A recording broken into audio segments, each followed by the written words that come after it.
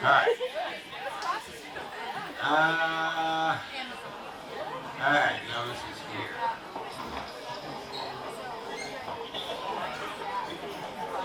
All right, we are here. We've just about made it.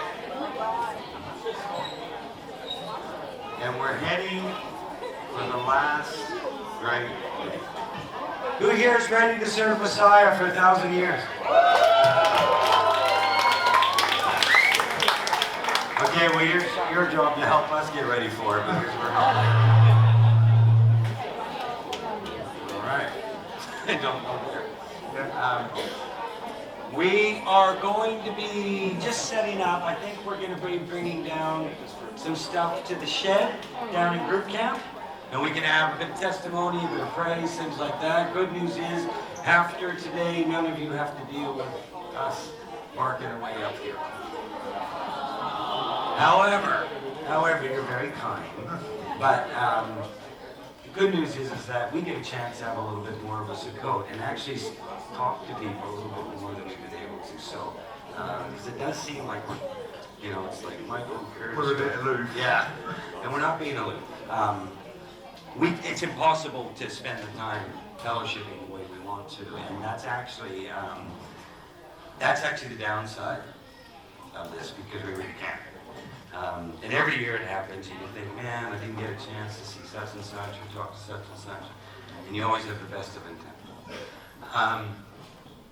So we are going to be doing that after today. We come down, and then we're going to enjoy this together for the next 3 days. And we're going to enjoy just having this time in amongst the trees where we started. Think of the typology in that. 7,000 years. Oh, we're going back to the garden? Yeah. Yeah, we got kicked out and now we're back. Young adult talk. Friday morning. The simplest slide on here, and I hope we got it right this time. I got it right. Remember that last night? The simplest slide we had, and nothing was right about it. How can you tell it's the end of Sukkot? Or sorry, we've got our dash to this part of Sukkot. Okay, this is at 11:30 a.m. We've got a window here before some of the family activities and stuff like that. This is going to be in the group camp hall. So you know the kitchen hall, the mess hall, when everybody's done dealing with it, we're going to kind of stay on and just have a chat with those. It's generally sort of 13 to 21 sort of thing, but we're not going to quibble over a year or two on either side. But the key thing is we just come together and we just want to hear what we affectionately call our lost members of the house, because there just seems to be this bracket these days where everybody doesn't look after a very difficult time for that age group, especially in this modern world.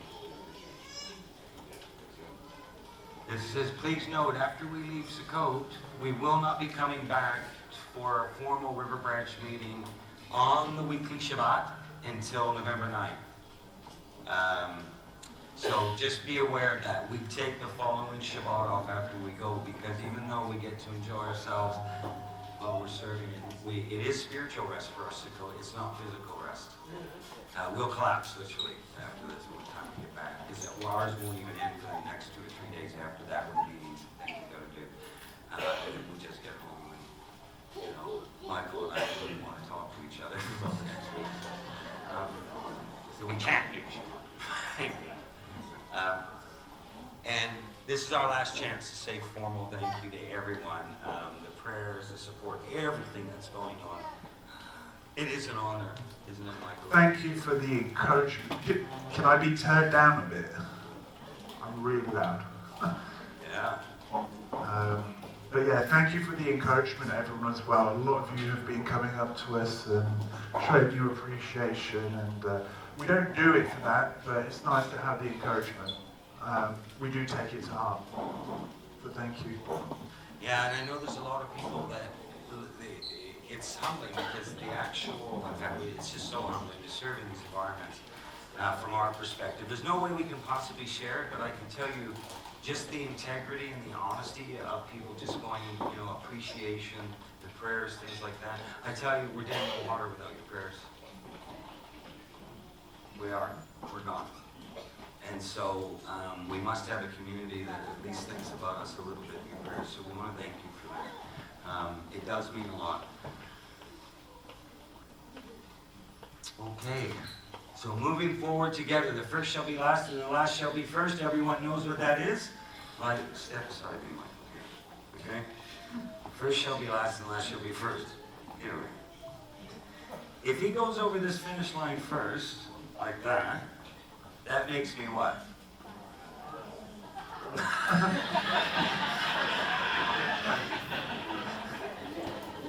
Okay.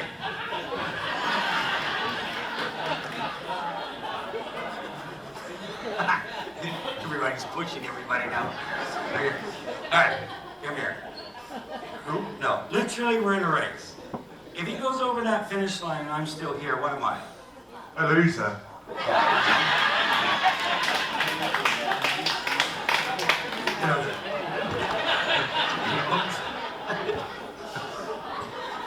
I'm going over first now. All right, so if I go over first, what are you?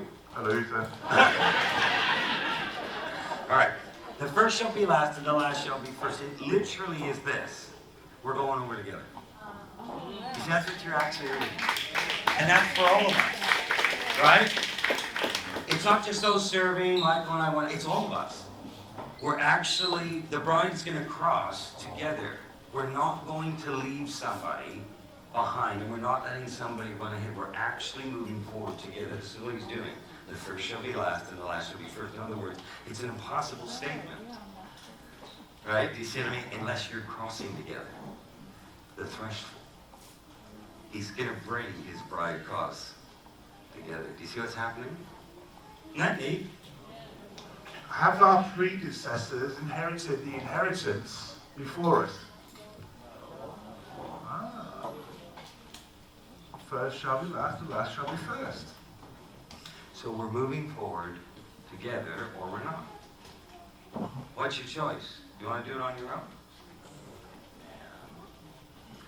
So we're just trying to figure this out, right?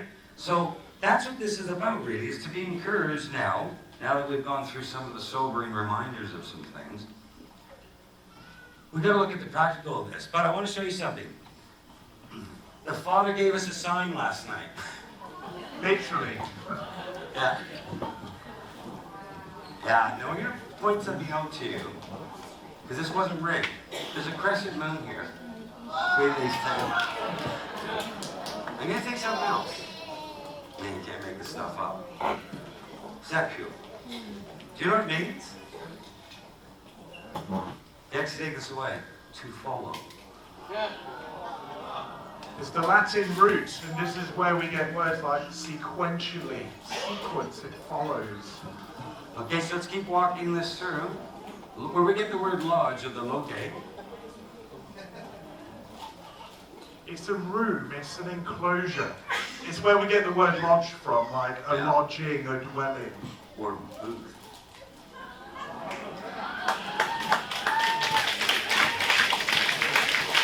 Did you make this stuff up? No. So I want to know who was playing with the sign. In all seriousness, I'm standing there last night with a dear brother, and we're looking at this and we're going, whoa. Like, really? Follow Yod to the booth. If I'm not mistaken, if you take OD, Od, in Hebrew, it's something along the lines of praise, if I'm not mistaken. Yeah. That was mentioned by the brother. He goes, oh, I like the letters that are dark. Od. Now let's work it out. Well, it depends if you put Od at the beginning or at the end. Well, you'd put it at the beginning, wouldn't you? I say it's kind of like, follow Yah to the booth, it will be his praise. Or... Anyway, we have to check, because you know how to make that joke, it's a sign. You know, it actually literally was. You know, and we're standing there in the dark, and both of us, I'm just like, wow. I remember just like going, ooh, this is like interesting. So anyway, you can't make this stuff up. It is what it is. But we thought it was neat anyway. We'd share it with you. Is that all right?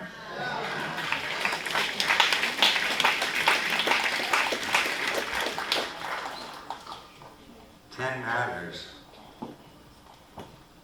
Who's the sinners in the camp? Alberta posse.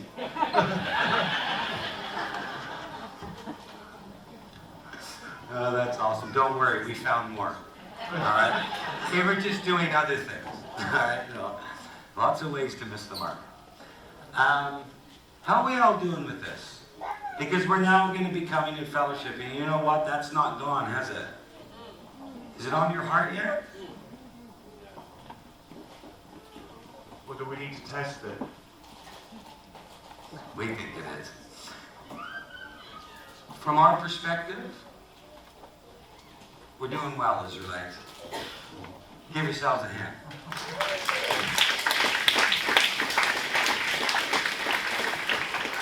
Some Sukkots would be at this point where we're going, we're not doing too well, Israelites. But at this point, we know whether people are actually taking these things to heart. Thank you. We appreciate it.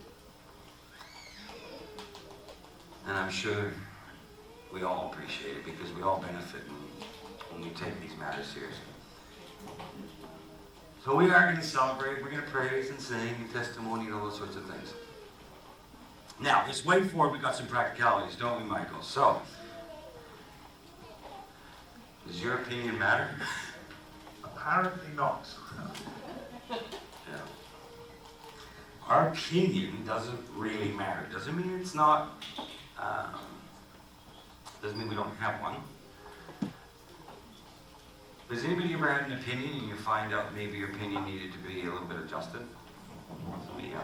Sometimes it can take years, other times it can be in a moment. We have our opinions. But ultimately, whether our opinions line up with this truth or not, as we were trying to get across in the messages during Sukkot, well, that's a matter of time. It's a matter of these things being tested and understanding them. And then you can assess the things we're supposed to. Over time.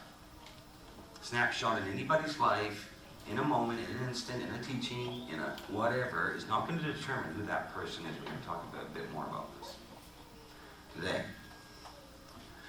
Your opinion doesn't matter either. Did you know that? Yeah. His truth is what matters. And we're going to walk together with our opinion, but we're going to find his truth, but we're going to do it through spirit and in truth. So that we can find out what love looks like when we're right there. You know, everybody say, I'm a truth seeker. Meanwhile, they're lobbing off ears everywhere. Blood all over the floor, fatal destruction, but I got the truth.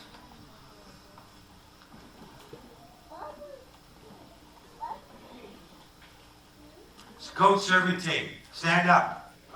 All those who've been serving, right from here to around the camp, everyone.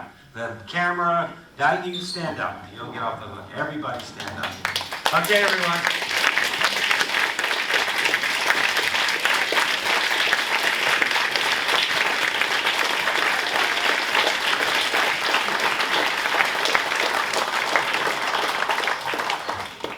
Okay, that's not just a polite thing.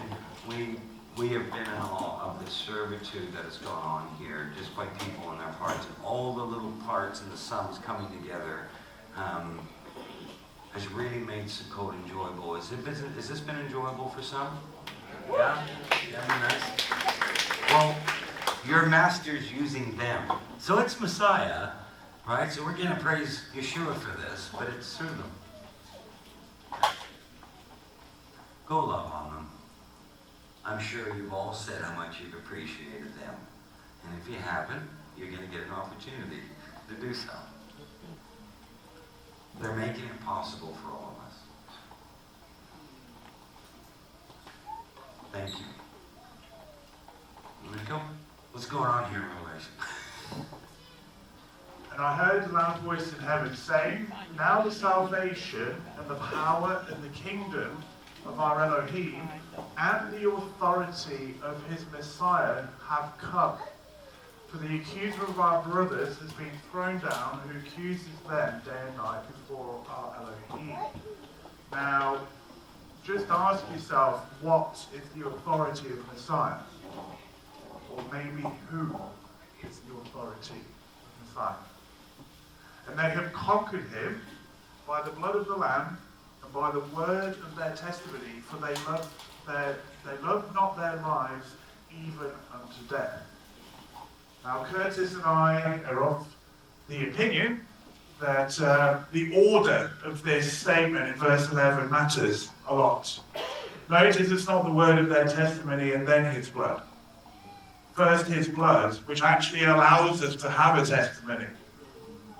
You know, Curtis always says it's because of the blood of Messiah we're even here that it's possible for us to work this out. But notice that the blood of Messiah allows us to have a testimony. To have a testimony implies you've been doing some overcoming in your life. And if you're overcoming, you should be learning to fear Yah. And as we've been seeing over this past week, that the statements given to he who overcomes are usually bridal in nature. So there's a salvation. Where does salvation come from? It's not a trick question. You're sure? Yes. There is only one way to salvation. He is salvation. The power and the kingdom, it's his. But does he have an authority? Does he have someone helping enforce it? Then comes the blood and the testimony. Can people see what's going on here? The overcoming is actually related to the authority of the blood that paid the price for it. His authority has been written in blood. My goodness. We overcome or conquer as a result. We're about to have some fun with the praise team. And we're having fun here because of his blood. And we're going to do a couple of songs because it's our testimony through song. Can you join us in this? When we praise our King? Yeah? Certainly! It's come from the actual heart of those who serve and a price that's been paid by the testimonies behind the two songs we're going to do here. There was a real price paid. So let's let that testimony praise the authority. Amen? Which means you're all going to have to stand up and we're going to let him hear this testimony all together because the first shall be last and the last shall be first. We're going to cross the line together. Amen? All right. So we're going to enjoy this together. We're going to get guys up here and do our thing.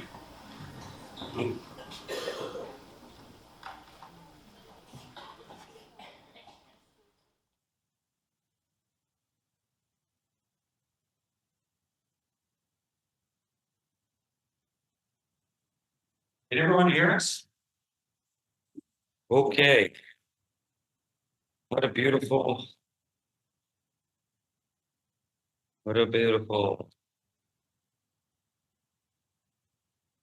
thing to see.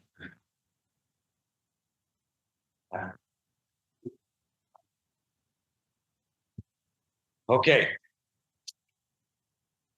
All right, here we are. His blood, our testimony.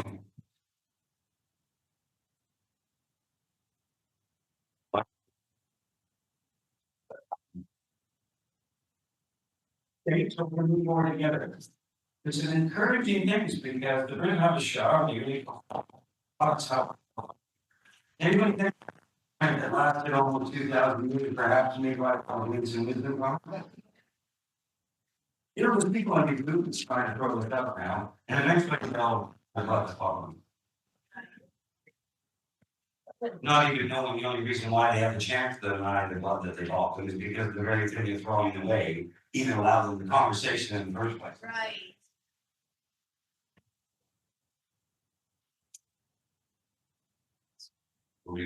Okay. This is a well-known passage. Everyone likes to focus on the circumcision part of this. And while it is a good passage to go through, there's actually, I believe, something a bit more critical and important here. So Acts 15, verses 1. Remember what I said yesterday, that yesterday and today we're going to start looking more at why we do what we do and how we do it. Some people may go, well, why do you do this? I see the how and I see the what, but why? Certain men came down from Yehuda and were teaching the brothers, unless you are circumcised according to the practice of Moshe, you are unable to be saved. So I don't want to make this a diatribe about circumcision. This is, just understand that they were preaching salvation through circumcision, and scripture says actually, no, that's by the blood of Messiah. Circumcision is just an outward sign of something that's occurred on the heart. But what we have here, who was it that were these Pharisees, could you say? People that were still holding on to some of the traditions. And so what we're seeing, these were believers, by the way. These were followers of Yeshua, but they brought their Pharisaical understanding with them. And this is what's actually causing the tension here. Not whether this is not an argument for or against circumcision. This is an argument for salvation. But notice what's bringing this in, whether the conflict is coming. Someone is bringing their leaven with them. So when Shaul or Paul and Barnabas had no small dissension and dispute with them, they arranged for Shaul and Barnabas and certain others of them to go up to Jerusalem to the emissaries and the elders about this question. What's Paul doing here? By going to the elders and the apostles, what's he doing? Seeking accountability. The great apostle Paul. We miss this point that Paul sought accountability, a Pharisee of Pharisees, a scholar of scholars. To be a normal, there were ranks within Pharisaism. There were ranks. We know that Paul sat at the feet of Gamaliel. To be able to be a high-ranking Pharisee, sat at the feet of Gamaliel, not only did you know the Torah by heart, you knew the prophets and the writings. And so Paul, this scholar of scholars, notice here as well that what this is showing you, that even Paul's knowledge and mastery of the scriptures was not enough to convince someone. Have you spotted that? Like, this is two people, Paul saying, no, this is what the scripture says. These people are saying, but I know better. And then, they would have known whose feet Paul sat at. They would have known that, let's put aside that we don't know where Gamaliel's journey ended up in regards to Messiah. We don't. But we know from the other Jewish writings, this guy was highly revered by all of Judah. He was not an idiot. And so what I want to point out here is someone's bringing their leaven in with them. This is what's causing the dispute, to the point that when even a revered scholar of scholars, i.e. Paul, is trying to go through the discussion, it's not going through. So his knowledge is not fixing the problem. It sounds like someone's hell-bent on holding on to their doctrine. And what I really wanted to bring out is that Paul was holding himself accountable. He was going to go to Jerusalem to those that had gone before him.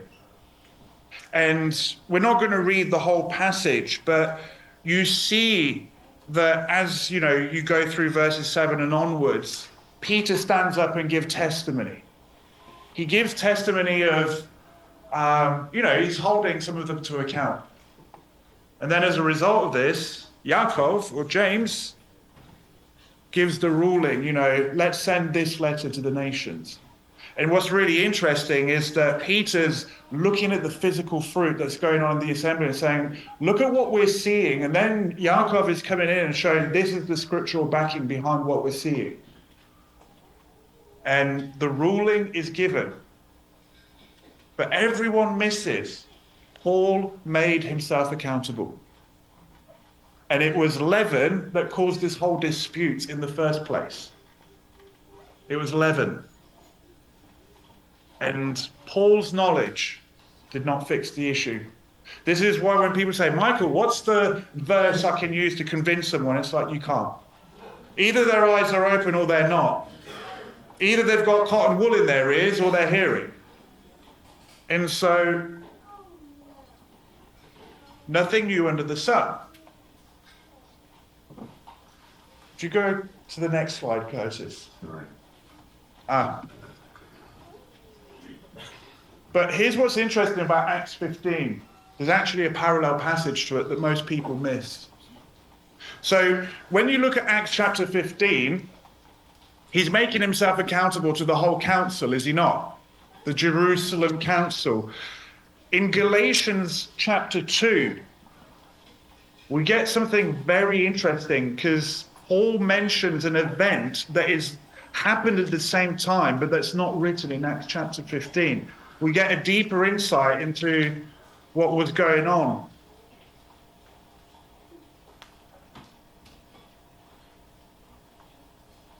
Find it.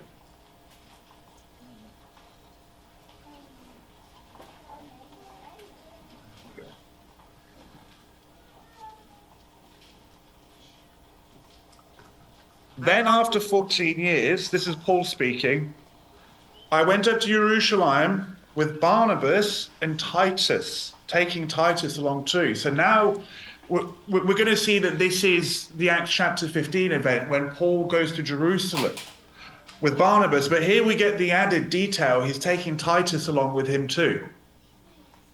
And I went up by revelation and laid before them that good news which I proclaim among the nations, but separately to those who were esteemed, lest somehow I run or had run in vain.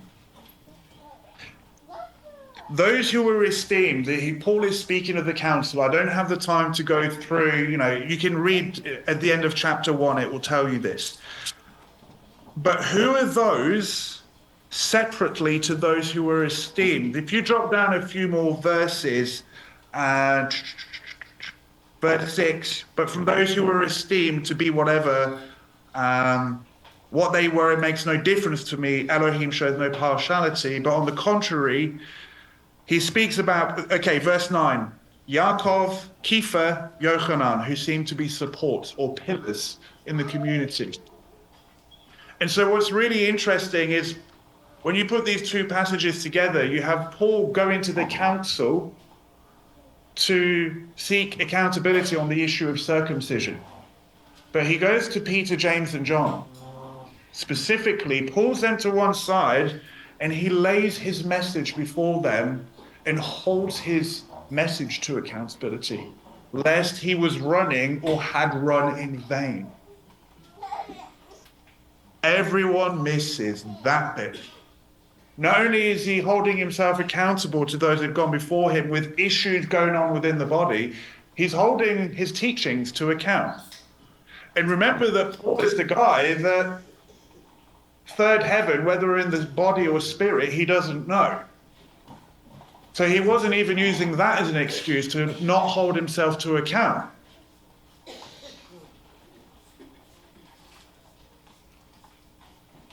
And so, if this is how Paul operated, why do we think we're above him?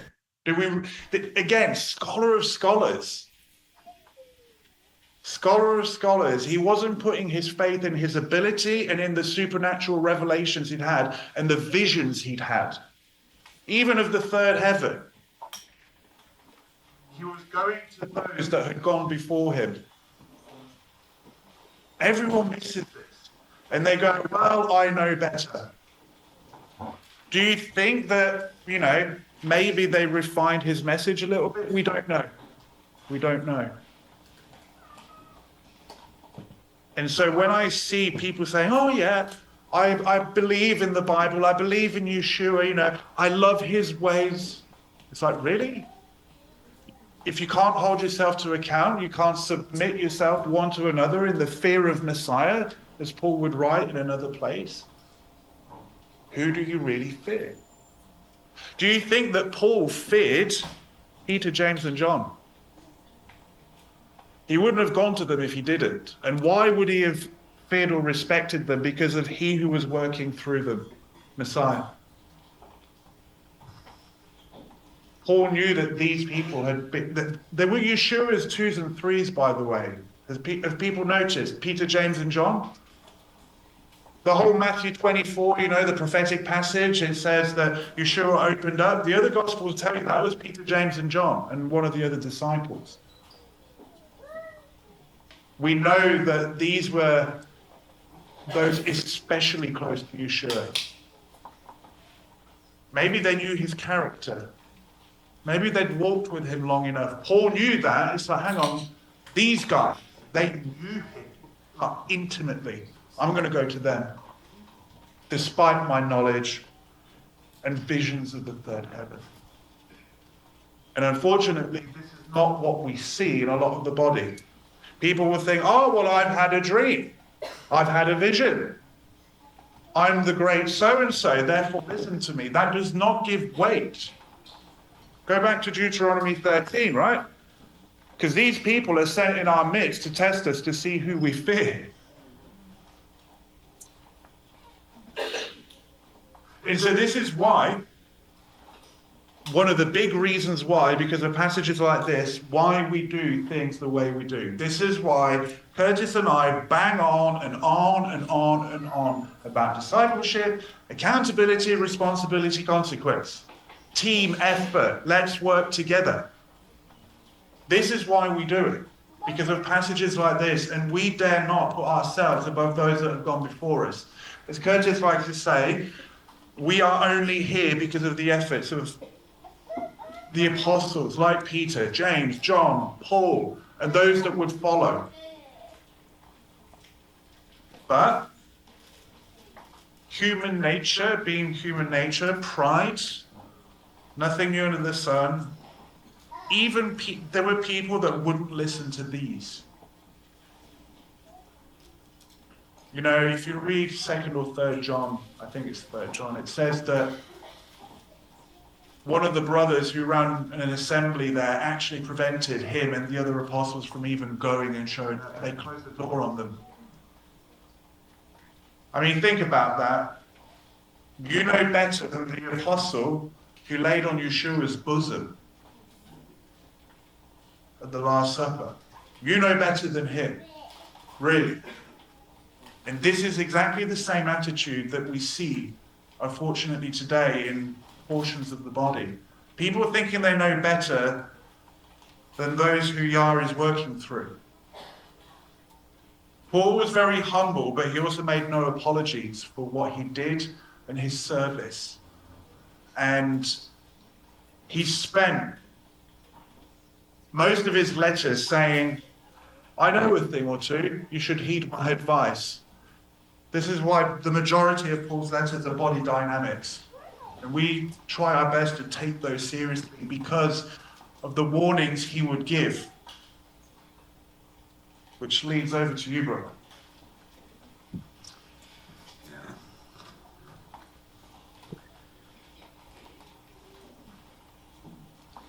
There's going to be something moving forward as a community. And we're going to talk a little bit about why all this is and why it makes sense scripture. We're dealing with all these modern expressions, and we are fighting against social media. So just everything on YouTube, the internet, self-proclaims this, prophet this, that, and apostle this, apostle that. We were warned that in these times, this is what it would be like. Michael and I and the others in the council of what we do and why we do it have said, we can't do it better than they did. Okay? We have modern expression of things. This is going to be one of them. But we can't do it better. All we can do is try to incorporate the patterns and the principles that were taught by Messiah to his community, that they would carry on and would change the course of human history, and we'd all be here as a result. You want to know why none of us were the disciples almost 2,000 years ago? Why none of us were the Apostle Paul? Because we weren't chosen to be that at the time, did we? Let that be sober. Oh, we're no Paul. We're certainly not the disciples. We're no Moshe. Or the great prophets and everything else. They were chosen to be those. We're not sitting on the eldership of the throne around Messiah. 24 are. And it's none of us, is it? Anybody here sitting on the throne of the universe right now? We might think we're sitting on the throne of the universe. That doesn't count. We're not there. They are. Oh, but I don't need to take this into account, what they said, why they said it, how they said it, all the context involved with all this. No, we're just going to do it our way now.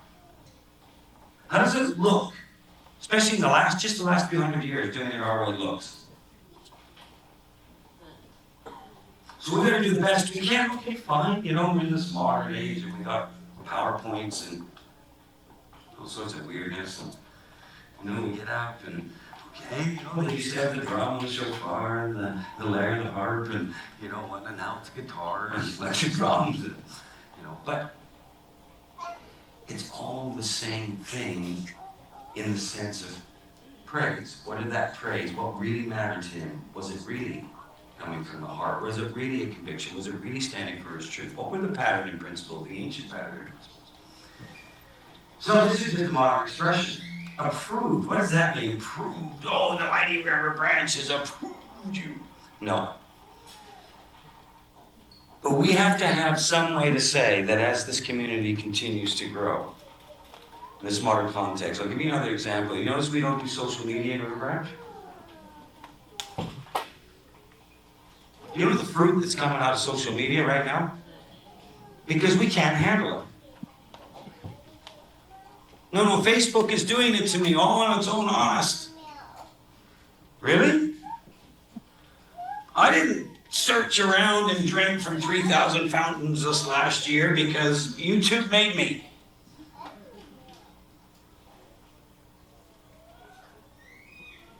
We're in trouble. And we've been warned at this time. So what does that mean when we find ourselves, Peter and Paul, right? We were talking about this earlier this morning. You couldn't be more diametrically, different. I always say Peter, he had foot and mouth disease. But then I look at some of our behavior and I think, well, we managed to get our hands in there as well as our feet. But Peter in the end was an overseer of the body of Messiah. He went to a place of such shame, such deep journey that his place of entering into this place of repentance and coming into a place of teshuvah to be this creator, that place, none of us know what it's like to deny Messiah at that level. We might do it in each other and we get a glimpse of what Peter did. How about Paul? Participating in slaughtering the bride of Messiah. Because he finally realized what it was, who he was killing. Murdering. None of us live with that. But we do it in the shadow picture, as we do violence to each other, as we spoke about yesterday. So what is this reading all about? No, it's not the mighty river branches are all sorted and we know everything. We have all knowledge and all. It's going to do that. But we are going to put in some principles because we have to moving forward. There are little ones in here that have no idea, and I mean spiritually. That's not an insult. We were all little ones. Is anybody here physically a baby once upon a time? Or did you just pop out the way you are now? This is why it's called what it is. We're on these journeys for a reason. Is everybody here in the same spiritual place? Our eyes, we see things. We observe. We're not here to, it's not controllership, it's eldership. It's not lordship, it's overseeing. Why? So we can control people and get into the 3 deadly C's? Do you want to be, moving forward as we try and cross this line, do you want to be with servants, brothers, sisters, or whatnot who don't give a darn? Don't give a darn.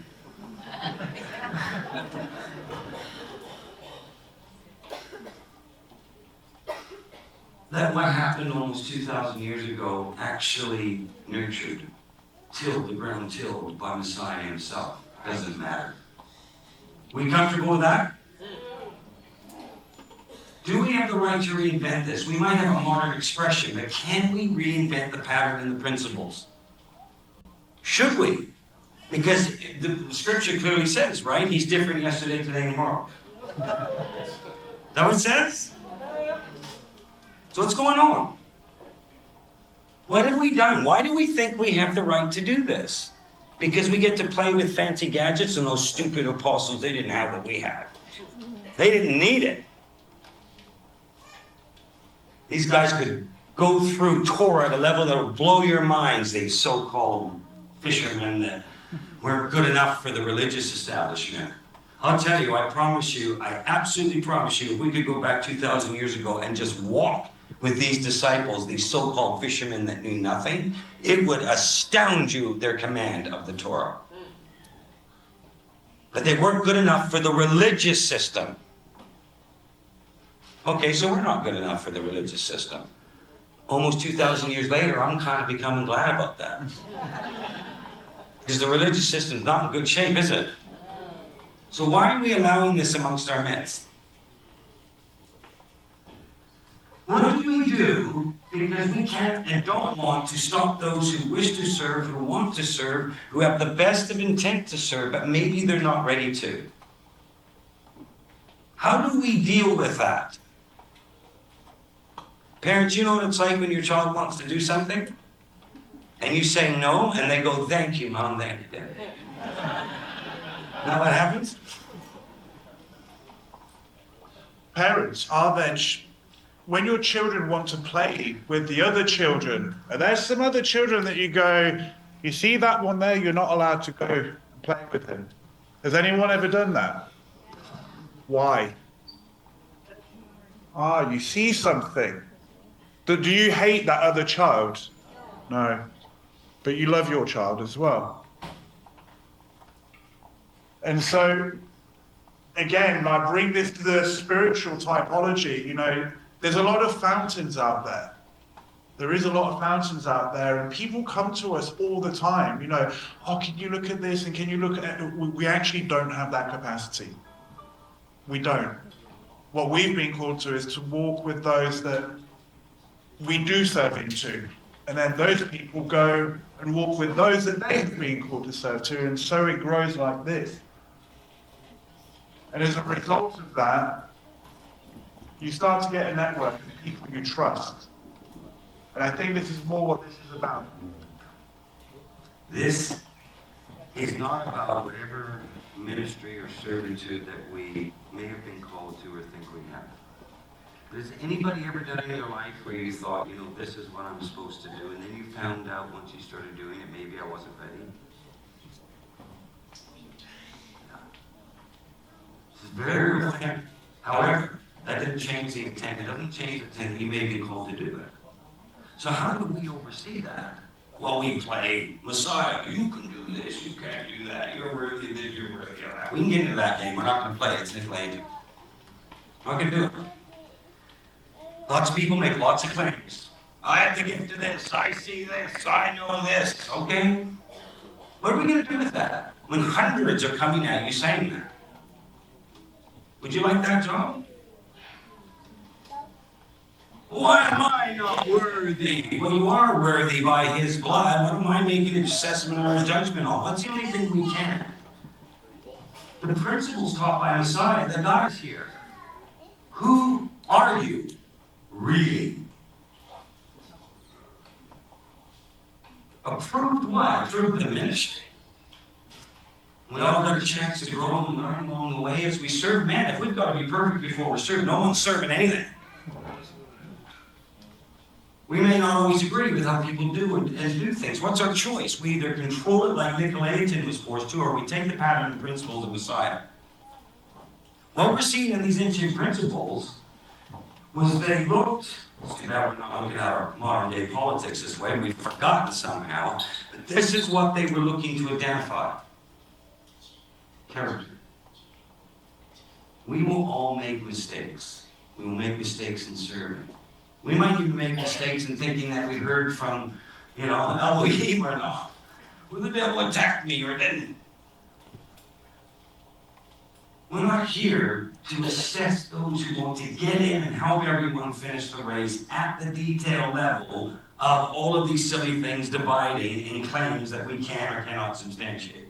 And what we can put in place is that if you wish to serve into this community that we've been called to oversee, which is no easy task, we are a scattered remnant. If you wish to stand in this place, and you wish to serve into the people here, you will walk in accountability. End of story. Nobody you're seeing serving here right now is not walking in discipleship. Oh, but I'm the great such and such. Really? Okay, fine. Why won't you walk with us? Are you really comfortable going to a teacher or a so-called prophet or apostle, all this kind of stuff? Are you really comfortable with that and that person doesn't walk with anyone? How about spouses usurping each other? You comfortable with that? Well, that's what Messiah would do. Disregard their spouse. Really? You think that's how he's going to treat us in the age to come? Do you think he's going to accept us usurping him in the age to come? This is serious business. We don't have the capacity to be the rule. We have the capacity to be in discipleship. And if you wish to not care about these principles, then go and do what you want to do. We are not going to say you can't, because he's not. Go. Do whatever you're going to do. I can tell you how ugly it looks out there eventually. Some of you know already. Remember, it's real. Go and do it. But there's little ones coming in, and I mean spiritually, and this is not condescending at all, because I'm seeing some of those little ones actually grow so fast, they're overtaking the so-called not little ones. Quickly. There's a quickening going on. Because they're not full of leaven, and they're in repentance. It's not about any of this stuff. It's about how do we take somebody who's coming in and knowing that this person is the character to go to. And they come into a community this scattered, this size. How are they going to know? Do you know how easy it is to fool children? Spirit, like physically, right? Do you not think that applies spiritually? What do you think we see? We're watching. We're watching everything that's going on. And don't think our interpretation of this is yours. It may be in many areas. You might be surprised how vastly different it is in others. And then we hold this to account with good men and women. Are you comforted by that, or should we just do whatever we want? Would you rather us be in discipleship at the servant leader level or not? Or do you want us to just walk around doing whatever we want? Do you value that we live with responsibility, accountability, and consequence? And we're not kidding, by the way. We will have the conversations that are necessary. Because if your emotions can come into something that's not spiritually ready, you can start to hurt the body because you no longer have control of yourself. And then we're going to hurt people. What do you want to walk in? We want to do it the way that stood the test of time. Not try and reinvent this now. So we got to go through it. Is it perfect? Certainly not. We don't claim it to be. But what are we really looking at here? How do somebody come into the community and go, well, I need some fellowship, or I want to be a part of this program, or I want to do this, I want to do that. How do they know it's safe, healthy, if they don't even understand the principles of discipleship yet? By the way, the amount of hurt and destruction that is in this room in the past of many of you right now, I assure you, is because there was not discipleship in your life. Either you didn't have a chance to have it, or you denied it. The fruit you actually are witnessing, I assure you where it's come from. And it's not Michael and I's teachings. We can't fake what we're seeing. We can't manufacture. Do you think we can manufacture yesterday? Who was there for the mikvahs? Do you think we can manufacture that? What's going on? You have a choice now as we move forward. Are we going to be the people that know who we are, that have gone through this, and we're going to actually learn how to do it His way, and we will make mistakes. We won't always agree with each other. We need the workers are few. The harvest is great, the workers are few, and we need all of this. But how do we do it in a way that we continue to incorporate the principles that they had? They went before each other. I'm going to read from Acts here. Because you're going to make this choice. Most people just get upset at something that somebody said in the teaching and then, shoot the messenger.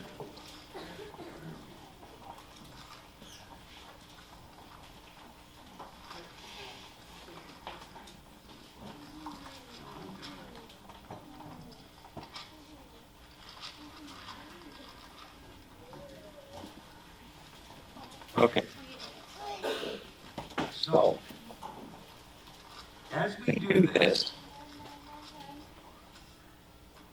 we're going to look at something here in 2028. We're just going to take a little lesson as to what was going on here. In Acts 20:28,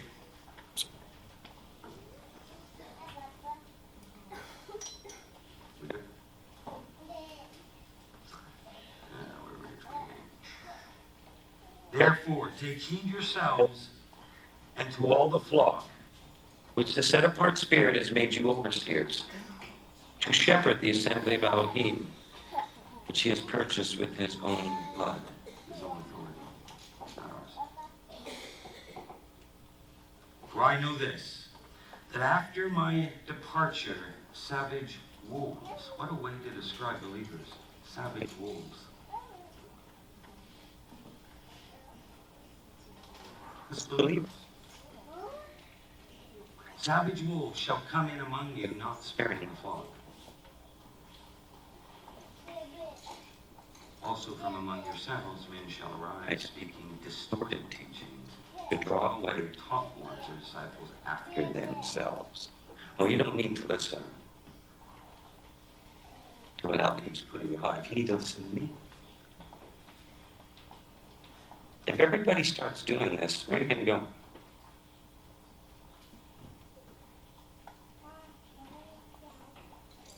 If you start doing it, what are you going to destroy in someone's life or hurt because you're the great teacher or prophet? You willing to be a part of uprooting something?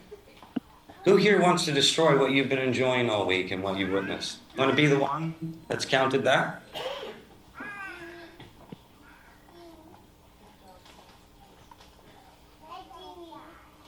Therefore, Watch, remembering that for 3 years, night and day, I did not cease to warn each one of you with tears. Why would they warn with tears? Well, it doesn't matter now. That was then. We're all good now, right? We don't need to speak these words to us. We've got it all sorted now, don't we? I mean, look at how long our CCO got. Mine are blue. Huh? Look how we wear them. I mean, what more proof do you need of how holy we are? Well, I get 3. There it is. Oh, There's okay, more all proof. right. Well, that's pretty holy.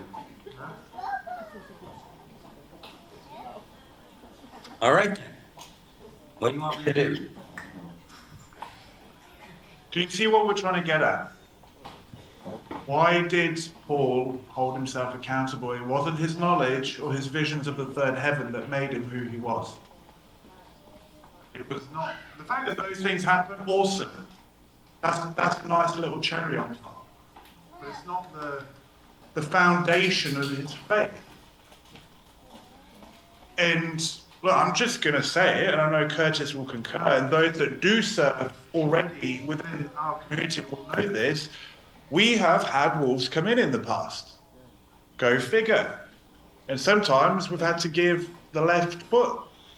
But not for us, for the safety of the little ones. Do you think that's fun? Do you think the wolves are showing their teeth? You don't even know what happens. Oh, you see the shock elements, don't you? Maybe we come together like this. Do you really know what we're going through behind the scenes? So that we can make sure that when we stand before Messiah that we've done everything possible to protect his people, not ours.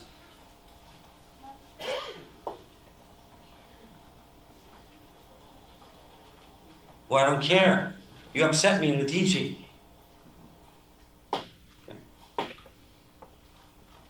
I can ask for forgiveness for that, it's open line.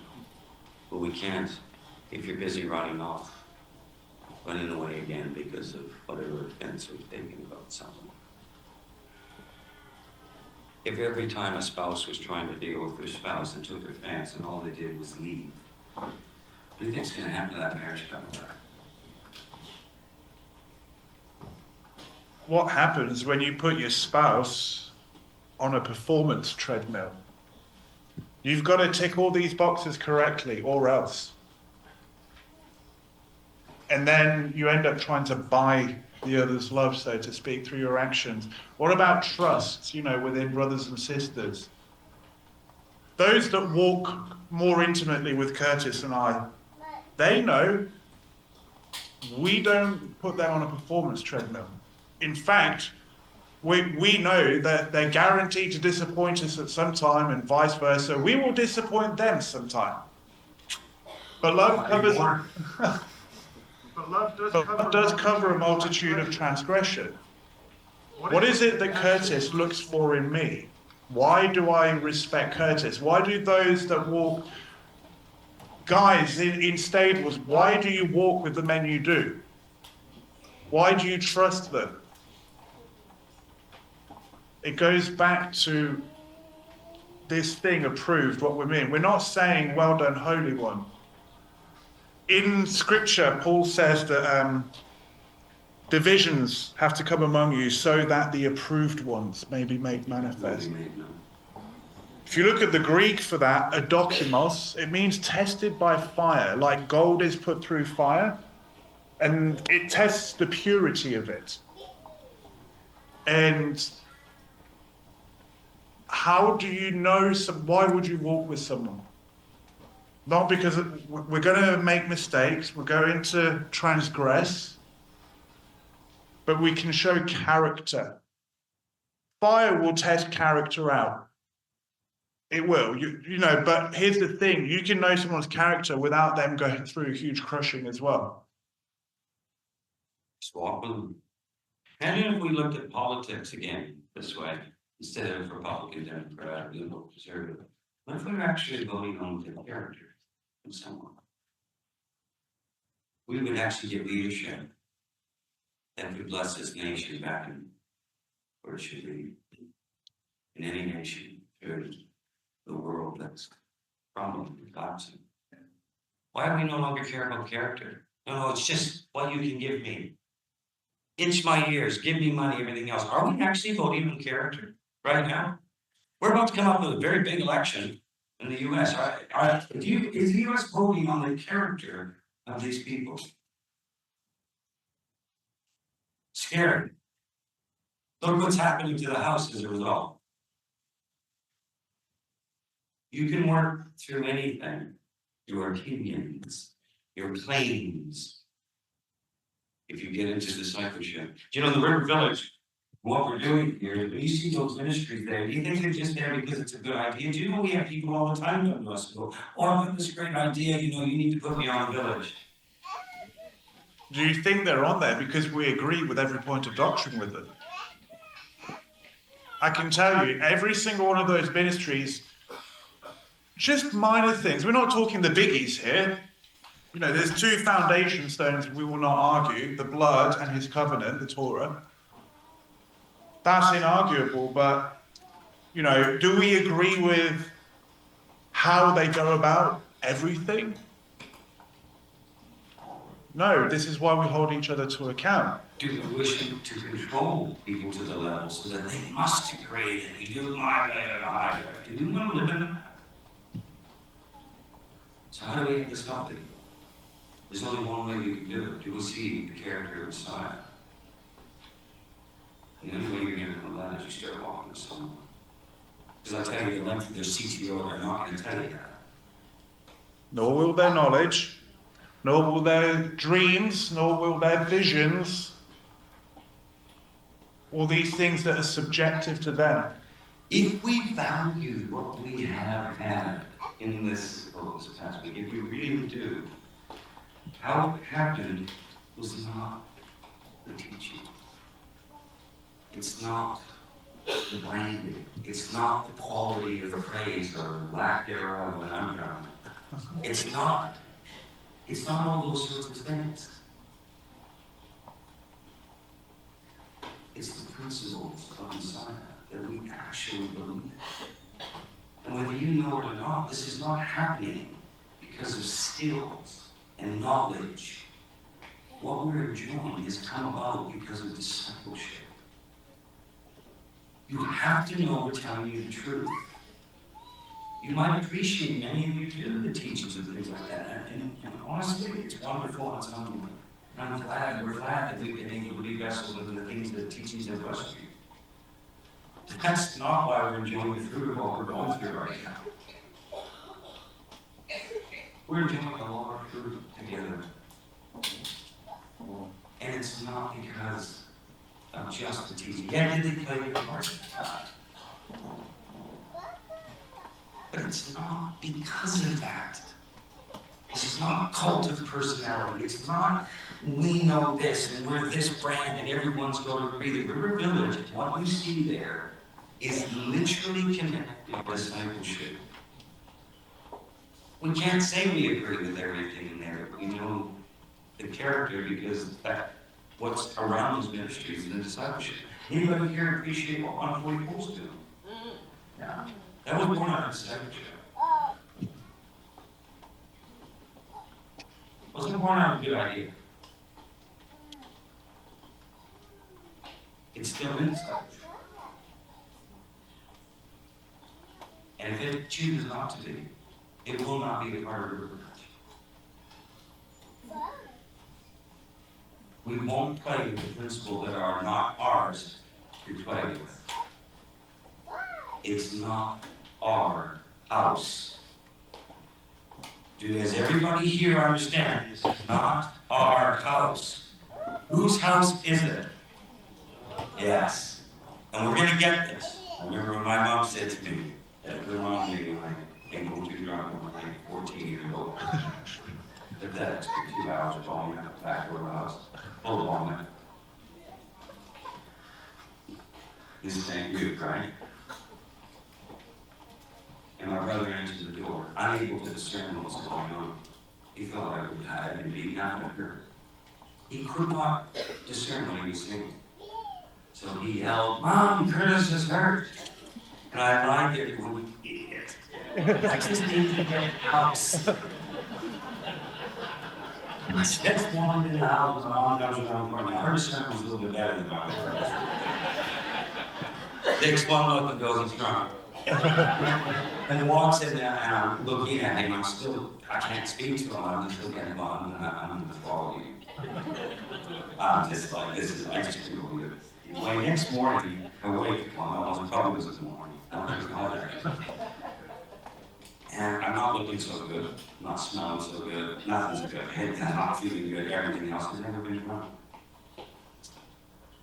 And I'm literally, I'm trying to get past as quietly as I can. I remember this so clearly. And I'm, you know, like, there's tiptoeing, you know, the balls with your feet, right? You know, the sort of like your, and I had it perfect because I've done it many a time, and things like that. I could get past it.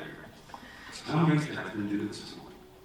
And I actually was literally trying to do it because I wanted to get out of the house. Okay? And I got pulled back here. Well, I was actually trying to. And I went in, Mom's lying there reading a book. She started next to us, she's sitting there out there reading a book. Beautiful. She said, "Sit down, son." Okay. And she's looked at me, and I remember those words, and it's to this day, it's coming in my ear, and I'm applying it now. I will share with you. "Son, whose house is this?"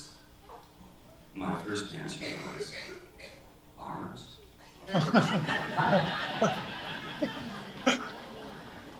Nope. Wrong. Incorrect.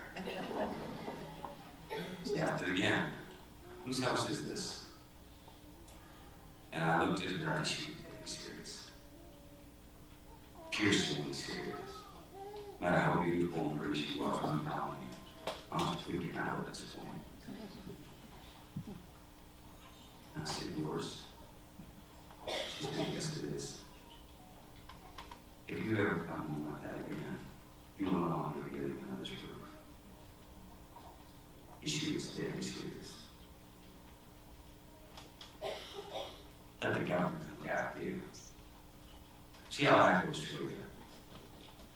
What she's telling me is, you're about to become a prodigal son. Or you can stay in the house and learn some support. Then I don't decide, she decides. Go over now. This is our Torah, is River Branch. It is not manipulatism, it is not controlling, it is not any of those things.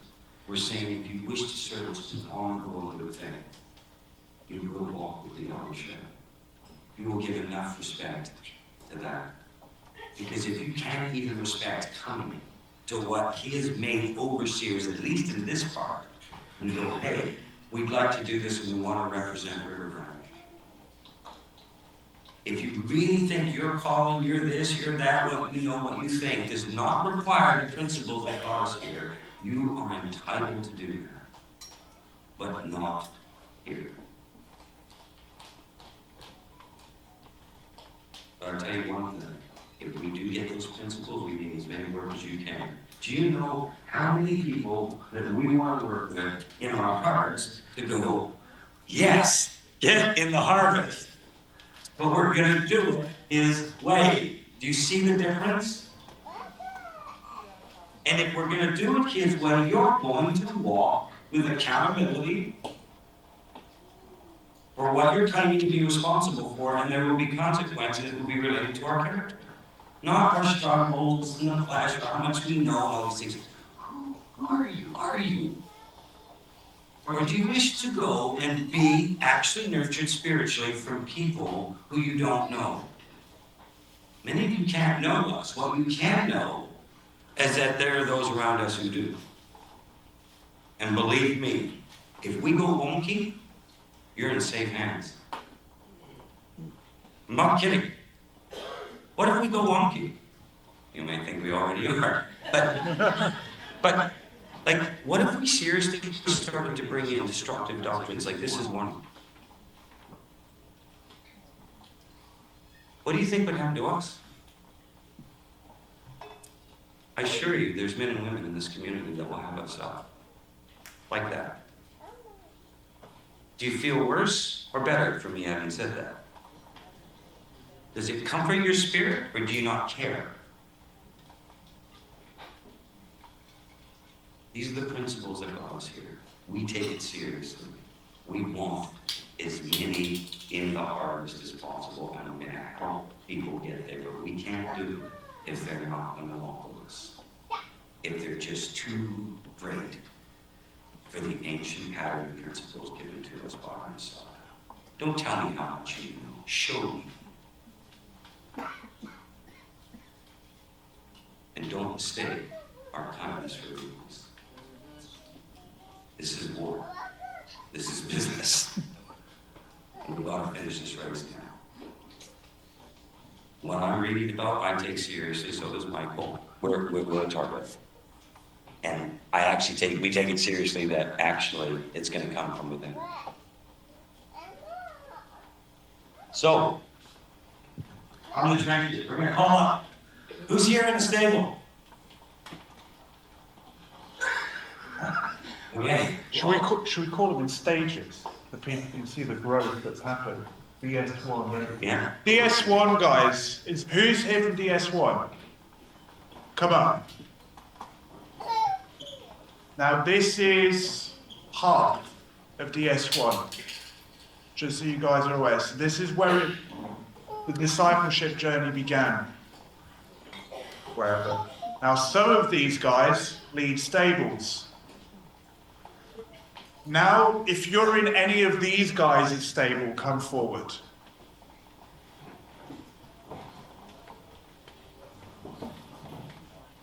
So this is now the next ring down, well, the next ring across.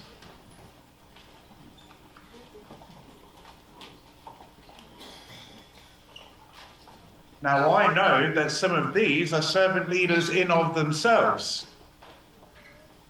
If your servant leader has just come up here, now come up.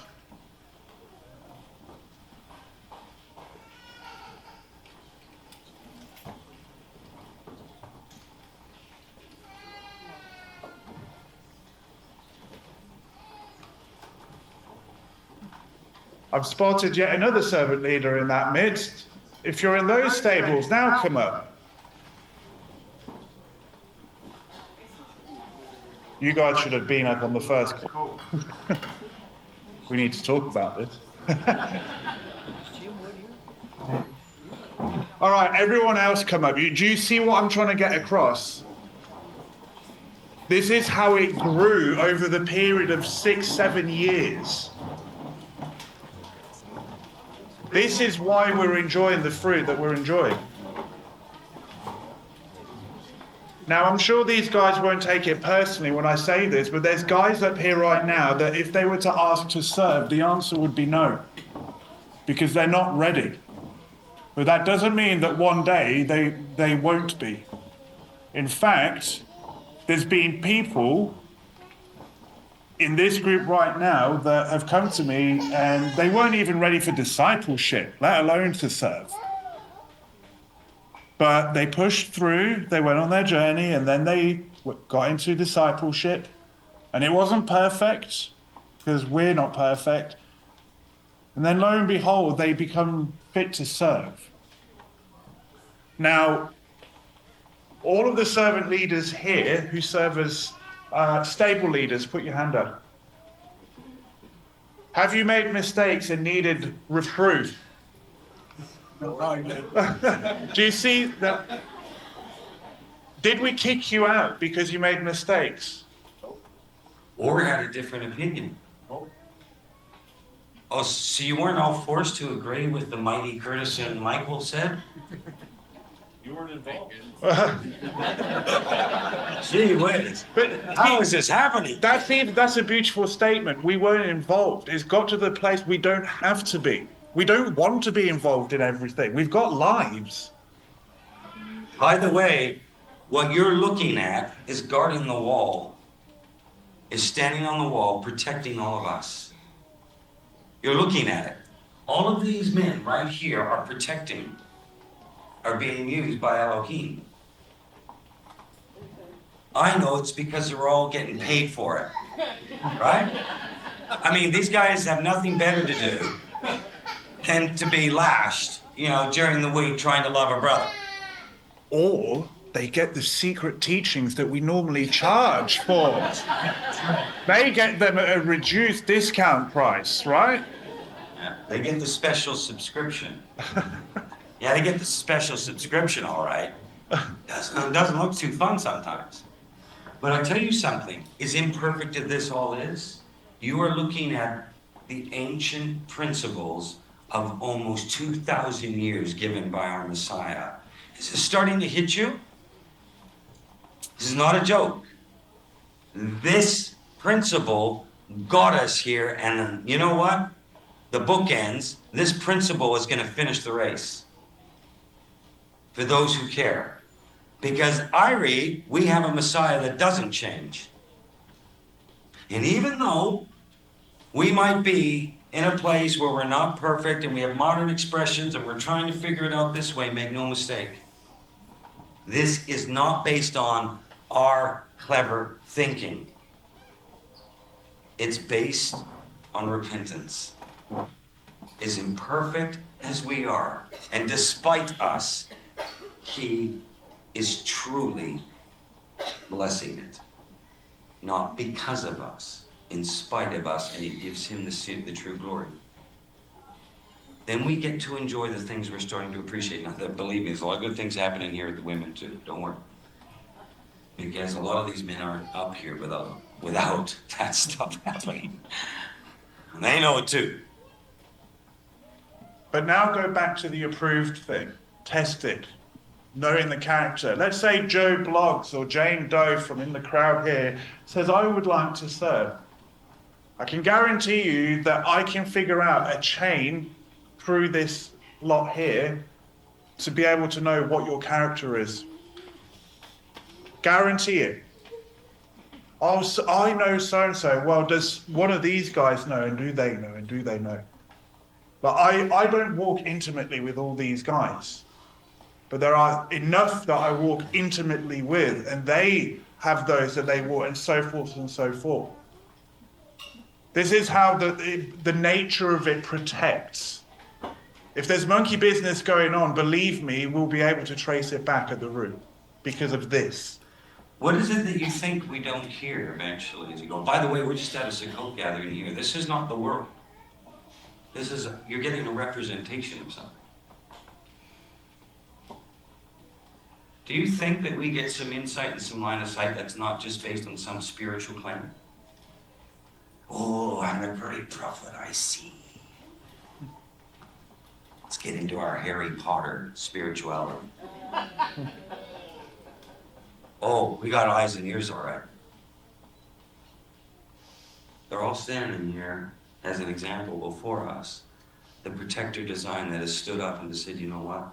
We may not be perfect and we got lots of struggles ourselves, but we're going to stand up. We're going to try and be the men of Messiah. And then the good design, the nurture design, the most powerful tool known to us anyway, which is the design of a woman, is either there or not. Can bring it all down or build it up. You know how powerful a woman is? She brought down creation. Hasatan didn't go after this. He couldn't. But boy, oh boy, if I could scoot around it and do it another way. Isn't it just men that are wolves? Women are wolves, right? I don't think this is a gender thing. We will operate by our King's principles because we are doing everything we can to make sure the first will be last and the last will be first. We will walk over this line together and we will get to our bridegroom. If you don't want to do it, so be it. But if you do, we do this the King's way. He's with us. He will protect us. We will learn, we will grow, and we will do it imperfectly. But I promise you what you're seeing is the work of your Messiah. Just in the example of the men. And I know the work that's going on in a lot of the women out there right now. And they're working in challenges as they have to operate by the same principles. And so there are women sitting in roles they don't want to be in. But they're willing to serve for the sake of the King. Get through their emotions, the battleground of their minds, and go, you know what, we're going to do the best we can. And we don't think we're any better than anyone else. We know we're not any better than anyone else, but darn it, somebody has got to play this role so that we can serve the King and do it his way. I'd like, both Michael and I would like, if anybody, just a couple of the men who would like to share just a testimony of what you've been through. Preferably somebody just in the last year. I was speaking to one of the brothers. Where is it? There's one there and there was the other one. Chris. Huh? There you are. Yeah, come on up. Here you go.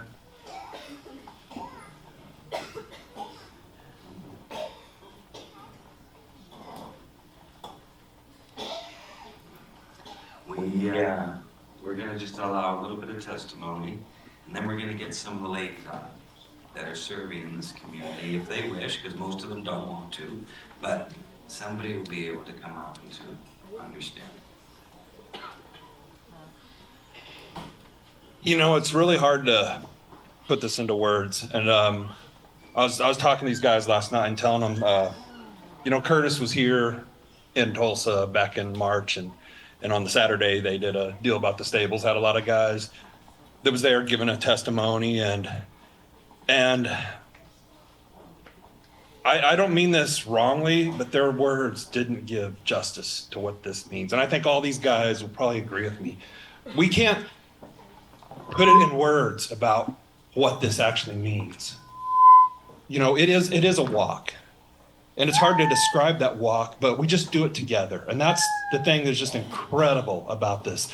I'm sorry, guys, I'm emotional. The illustration that Michael and Curtis did about walking across that finish line together, the first shall be last, the last shall be first. Did you guys get that? Did you guys get that? That's what we're doing. This isn't about Michael. This isn't about Curtis. It's about us. It's about us. I don't even know how to describe it.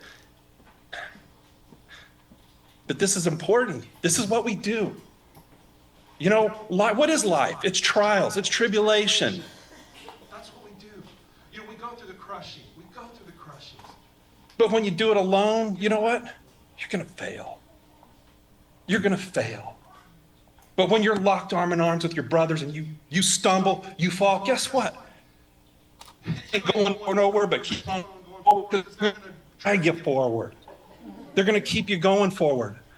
You know, in the Torah community, so many of us have come to this knowledge and we find ourselves alone.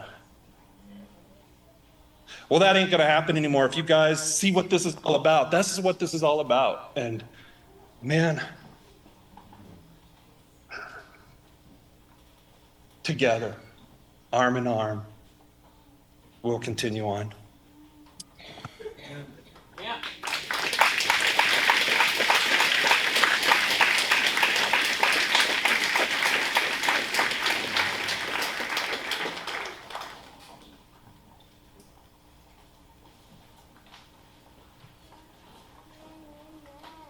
Through being in discipleship,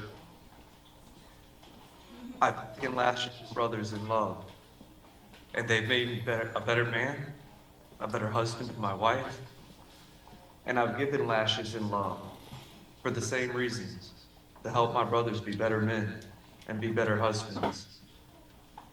And that's what discipleship is for me. It's, I want to see you be better. I want you to help me be better. And that's why I'm here.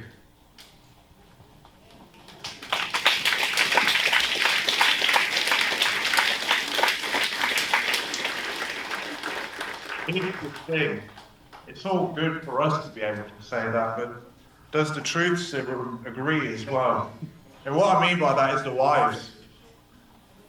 Because I know here, a lot of the guys, their wives would agree as well. One of the biggest things we hear is, I'll give an example.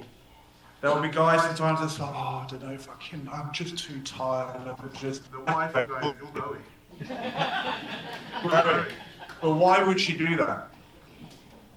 Because she's seeing the change, the difference. Yeah, it used to be. You're not doing that. Time's changing. I know the ladies that are in the nurture design is always so much more built for what we're seeing right now. But I'd love to do this, and I just don't know why I wouldn't. But I always say behind a servant leader's an even better servant woman because of what she's doing.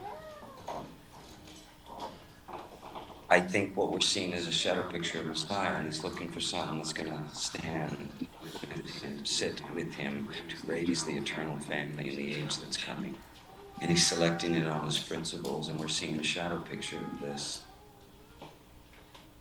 And that shadow picture doesn't plan on arguing or nagging with him for 1,000 years. It's going to go, okay, this is necessary. He's putting something in place that he'll actually listen to. Because he's going to need it.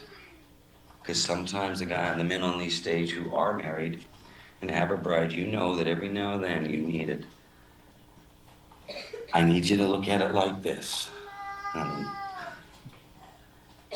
I think maybe you need to woe back a bit on that one. You're not going to listen to anybody else, including your brothers. It'll take your bride to step in and go, hey, what about me today?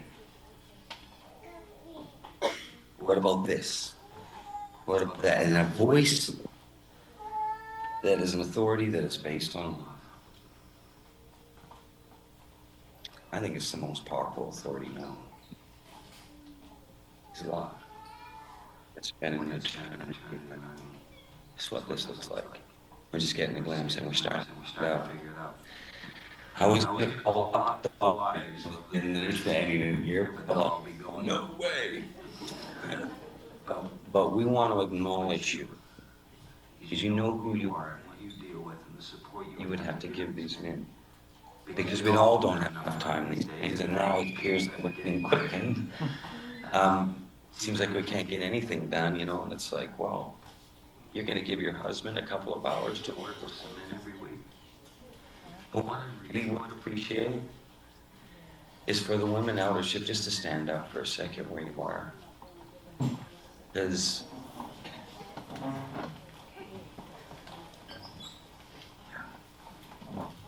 what I can tell you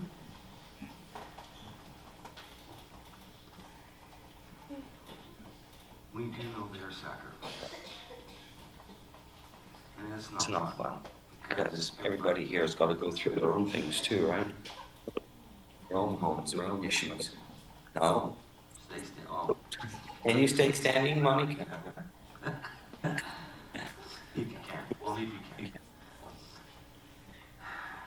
I want you to look at these ladies because this is something that they chose that we're going to serve.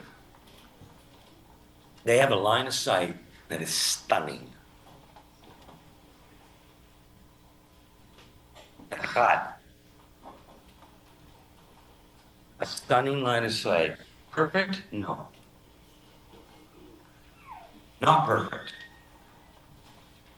I'll tell you something. None of what you're seeing is happening without what's going on with the design of the woman in this room. And that is a representation of it. And the sacrifice that's being made for his people. Some of the things we've got to work through, we just don't like it. You should hear we have to talk to each other sometimes. That looks so sanctified every now and then, just so you know. Because we don't want to deal with stuff. And then you have to go on. And then you have to be the bad guy or woman. And we want to acknowledge you're going to be representing so many women here. I tell you what, we want to acknowledge the women's eldership here because I'll tell you, there's some, in this stage that no one you go through.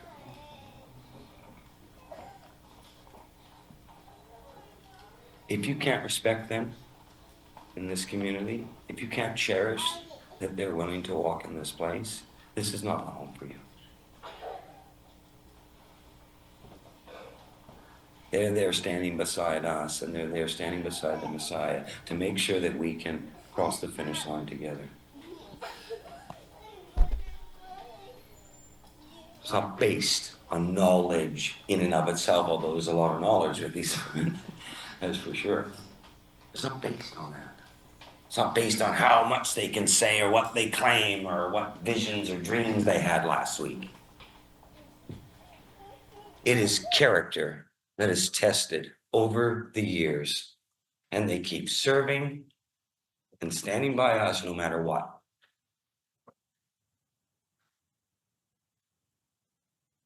That's why they're there. Maybe that eldership will continue to grow as we continue to grow. I promise you. Serious character you're looking at right now.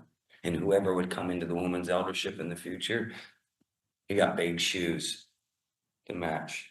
And I'm not kidding.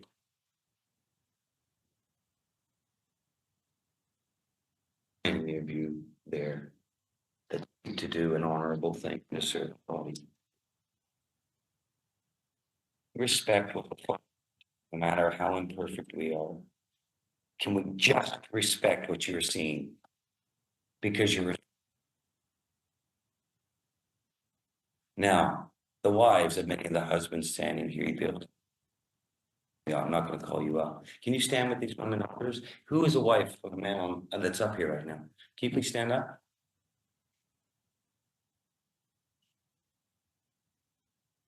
It's okay. Nobody's going to single you out. Camera's pointed at Michael. We've got right now standing the vast portion of Sukkot. As imperfect as we are, and trying to respect it as best we can and figure this out. We've had so many, haven't we, Michael? We've loved the Sukkot. This is the best Sukkot we've ever been at. What they saw at the mikvah is testimony after testimony after testimony. It's so overwhelming and humbling, it's not even funny. Now you're getting a glimpse of how the Ruach does it and what Messiah is doing, because you're looking at Messiah in everyone who's standing up right now. You want to know why you're having the best Sukkot you've ever had? It is not Michael and I's teachings. It's not the praise music.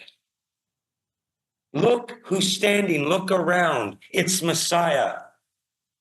This is why we are enjoying the Sukkot we have, and this is why we are going to learn how to praise him and stop playing religion and stop playing our silly emotional games. We're going to get over ourselves, we're going to help each other, and we're going to love each other over this line. Amen? All right. Let's give Messiah praise for what we're looking at.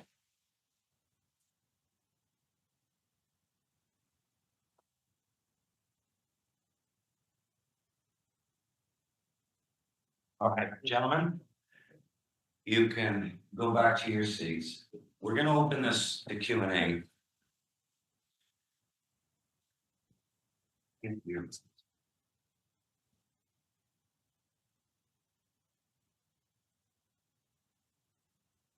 All right. We've lost the clicker.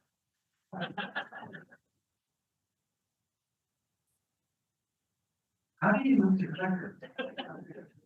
Oh, I have a clause.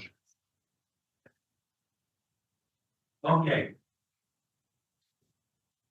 These principles that we talked about, it's not just a pretty picture, this is the tree of life. These are the friendship principles in picture form in the way of the three rings. Well, hitting the mark, missing the mark. What's hitting the mark? Not, dealing with sin, which is missing the mark. Was it purely based on just the fact we were given the Torah? Or is it spirit and truth? He says, I desire you to worship me in spirit, right? And in truth. What was the order that was given? What is the spirit? Well, we can go back to our early part of spirituality, or we can know how it actually looks and how it works. Because I'll tell you what, we've seen the fruit of the spirit in miracles in this community. Well, there's some stuff that goes on that's pretty neat.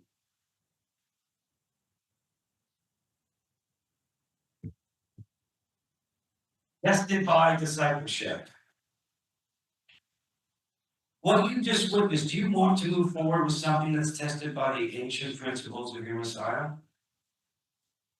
We've got to figure it out because the women's design and the way that they do discipleship is very different from the men. And if we put women into a men's environment, I should have kept them in up here for this one. How would that look? It would hurt you.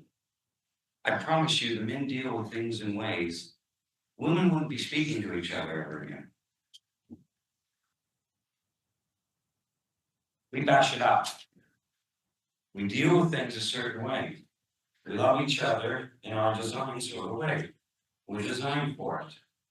No matter what the world's trying to teach you and mix these two. I made them man and woman. Not greater or less. But it is different. And while we've been asked to oversee Michael, we're going to honor the design of the man, the woman, and we'll do it at the discipleship level too. There are those who are looking to this right now. What is it you do different? It's so hard to someone maybe. It's like, how do you explain it sometimes because it's in the word. I'm going to let Michael finish up here and then we're going to just pray out. But I want to say this. This is the excitement of it all. I don't know what we have ahead. The country's about to be tested at the political level. There's something coming. I don't know what the result of this is. All I know is that there's not an unbelieving world out there that has the wisdom and the capacity anymore to deal with some of the things that's going to be forced. It's not just the US, it's in every Western nation. There is no leadership, there is no wisdom everywhere. They have forsaken the very principles of the Creator at every level. There is astounding. We're not going to recover from this. But we can be a witness in it. We can be a witness in it. And whatever time and however long our program carries, we can be a witness. Just being here was a witness to people in supermarkets calling the people of the revival. All right, so quiet heart. And it wasn't because we put a poster up. We can do this, but we need each other. And we're starting to see this.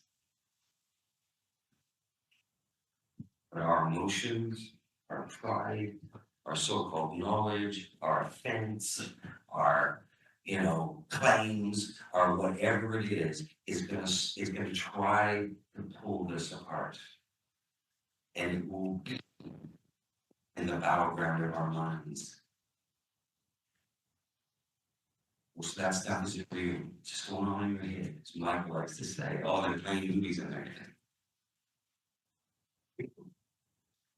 Our sisters like this.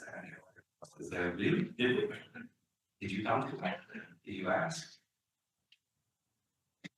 Sister, that you met, or you know, where you're walking. Really? This is gonna go on our heads and we're gonna allow the enemy to fight here. We're gonna live battleground with no minds and actually start to allow you to hear what's actually happening. Why do we act so silly sometimes? We all do. Well, we're fallen and we're working things through, but we can overcome and we can become pleasing to our Messiah, no matter how bad we sound or look or smell at that. We can do this because you know what? We're becoming a witness despite him. Who here wants to walk this out the way Messiah did, that we may become a witness in these end times? You're in it.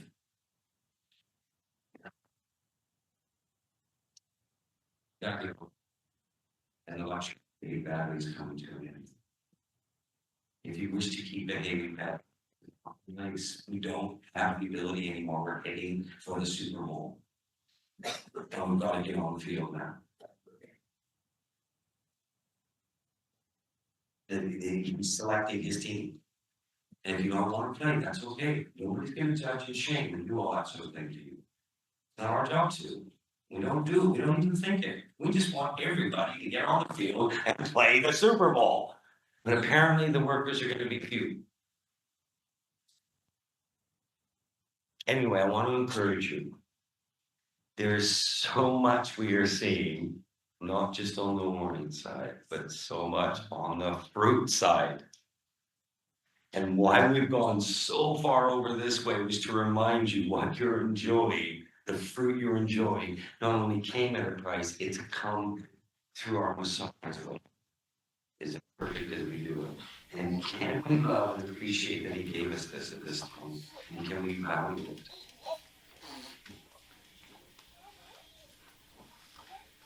I hope you confess his words, and then we're going to pray over this whole community together.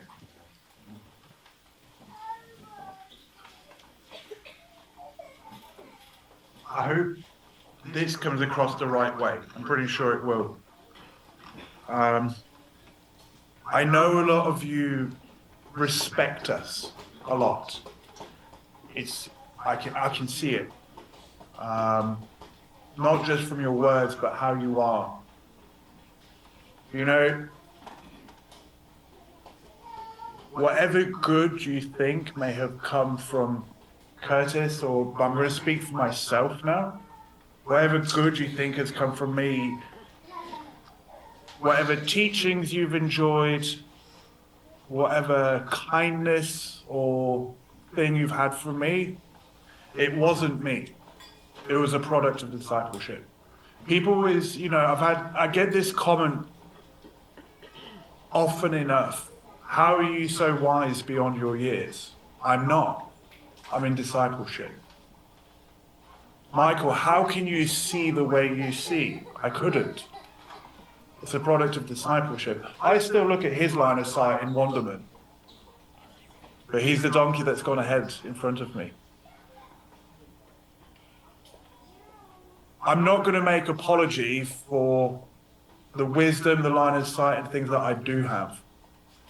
But I will say that it has come from discipleship. And I'll tell you now, walking intimately with him can be difficult at times, not because of who he is, but because of the accountability. It's a big spotlight, but I choose to walk in that spotlight. I choose to, because I know, as uncomfortable as it is, it brings about good fruit and it keeps me accountable, and I know that it blesses others. Hence the comments and the respect that we do receive. And I know that there are others now, in the men that are coming up, that came up, they're starting to experience the same thing. And so, well, I've never been forced to do this either. I was never convinced to, controlled to, any of that. You choose it. You either hear it or you don't. And when it gets tough, you just choose to hang in there or you don't. But I can see how it's protected me, how it's protected my wife, how it's protected those around me, and the things, all these men and the women behind them, the amount of things that in a different organizational ministry would have probably caused huge chaos and dissension. What you saw there, the nature of it protected it. And we need to have our ranks. I need to know that this guy or the guys here are my brother's keeper because of what is coming. I don't need to be worrying about what's going on back home, so to speak, with those I trust when we're on the battlefield. And so this is not a thing of, I want to encourage you to get into discipleship. This is not an advertising campaign. It's not. It's just, this is what we do. This is how we do it. Now you know a bit of why we do it. If you want to be a part, wonderful. That's here to be wonderful, but let it be because of that conviction from the Ruach. Don't let it be because of idealisms or because you want to be in some kind of club. You know, you'll only get out of it what you put into it. Phrase I use a lot. And a lot of guys will know what that really means. But I think this has been one of my favourite Sukkots ever. Probably my favourite one. And probably the one that's moved me the most, actually. And I'm fairly rock solid when it comes to emotion. And that's because of what we're seeing. It's the discipleship, it's the ancient principles. And so maybe you understand now why sometimes we may be a bit tough at times. We just have to. I'm not going to add more than that.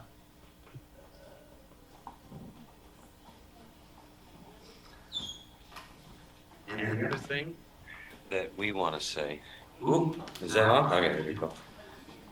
Together,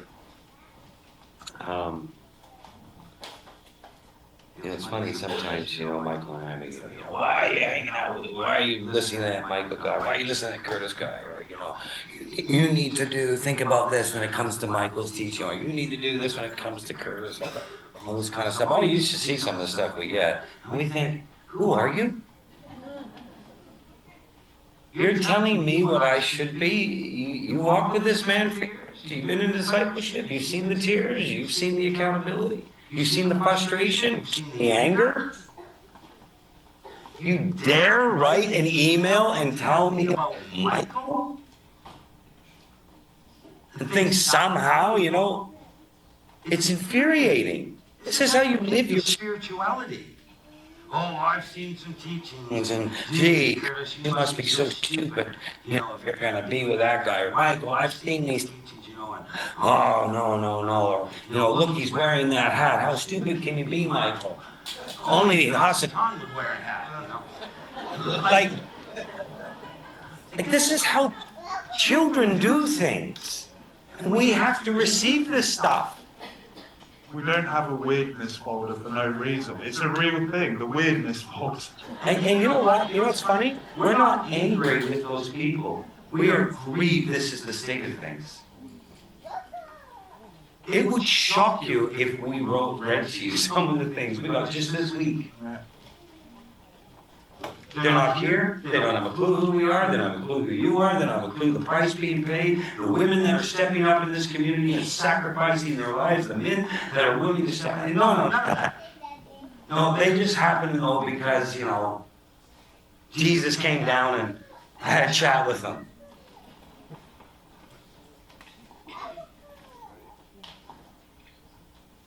We can't tell you how much we appreciate this community.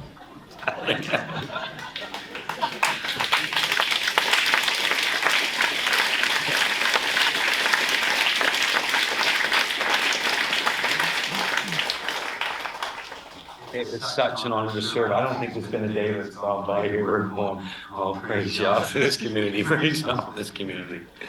These men and these women of Yah that are willing to just, and we actually mean it. Like, I can't tell you. It's just, it's serious. I don't even know how to, every day. One of the funny ones, actually, I was saying to Curtis, people are coming up and, saying, thank you for everything. And I'm like, you guys mean it as a compliment. And I'm just like, that's actually really scary. Well, you go away feeling this big. Yeah. Because it puts the reverence back in place. It's that reminder, and you're like, oh. You don't mean it to do, we know that, but honestly, I've walked away from somebody trying to, trying to build you up, and you're walking away feeling this big money. Man, who's the last time I hungered and thirsted in that? And you feel this, and it's like, and you know what, it's good actually, because It keeps us humble. absolutely, everything does. People often ask us, oh, I wish we could bless you or feed into you somehow. You have no idea how much you do, but not the way you think it. We just wish we could give you our side for 1 week, even 1 day. And you would know how much we love serving this community. Many that couldn't be here, who want to be. We really are that. And we want you to know that. We want you to know what we see. And if there's even an ounce of Messiah in us, then you're hearing from him right now. Do you understand? This is our honest sight to you. And we do want to thank you for being who you are. And that we could have a Sukkot this size and be so blessed. And that serving, as Paul would say, don't make my life difficult. Let me do this with joy. You know what? I wish the great Apostle Paul could be here and I say, Paul, I get it. And I want to tell you, we're getting some joy out of serving you. Thank you.